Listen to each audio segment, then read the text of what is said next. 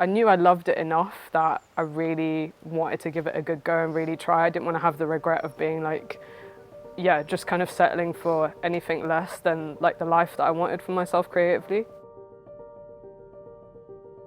Grew up in a Punjabi family. Everything was always revolving around family and food and like big meals. A lot of our culture is like very colourful and evocative in terms of the clothes you might be wearing, or the clothes I saw like my family wearing, or pictures of like family from India.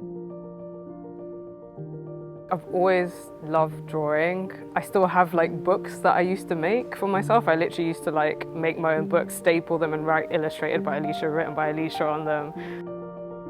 It wasn't until I was kind of reaching the end of school and looking at studying in university and stuff, and I went to degree shows, I realized that, oh, like I can actually go and do this. I can like carry on and like maybe this is a viable thing or a career I could do.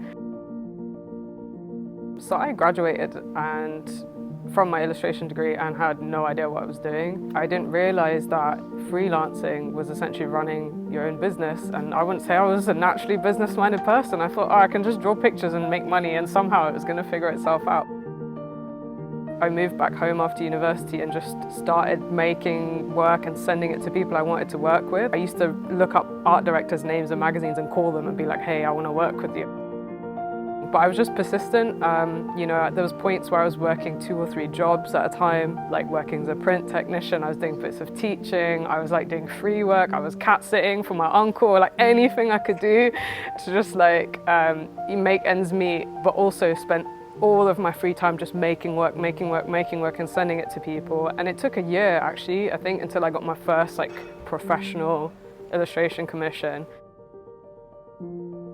Community is really important. It was something I really wanted to establish for myself. It is a very isolated job. I'm by myself, you know, most of the day, talking to myself, listening to music, that sort of thing. So it was really important for me to do just like fun collaborative things with friends, just for fun, and build up rapport with other illustrators, other creatives, not necessarily like in my field, so that you can have people to talk to when things are challenging, or share experiences.